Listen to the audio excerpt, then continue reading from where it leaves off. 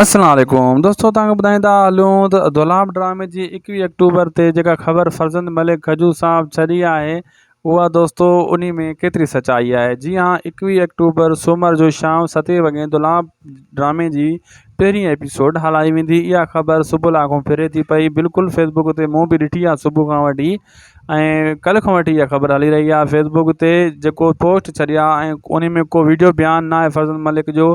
खजू साहब को वीडियो बयानु न आहे ॾिनो, सिर्फ़ु पोस्ट लिखी अथई। उहा असां ॾिठी आहे। बहरहाल मां उन कंफर्म करण जे चकर में हुउमि त मां जो कंफर्म कयां पोइ पब्लिक ऐं दोस्तनि खे ॿुधायां।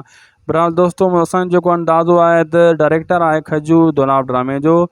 बिल्कुलु इहा ॻाल्हि सची थी सघे थी। 21 अक्टूबर ते ड्रामो दुलाब हली सघे थो। डायरेक्टर कॾहिं कूड़ न हणी सघे थो।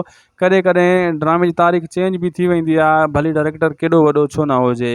बहरहाल जेको आहे दोस्तों, प्रोमो जो तव्हांखे इंतज़ारु करिणो पवंदो। जे 20 तारीख़ खां पहिरियां प्रोमो अची वियो दुलाब जो त पोइ वाक़ई 21 अक्टूबर ते ड्रामो हली वेंदो। इहे काफ़ी तव्हांजा कमेंट मुझे बार बार अचनि था त 21 अक्टूबर ते खजू पोस्ट रखी आहे। इहा मां कमेंट पढ़िया ॾिसां पियो।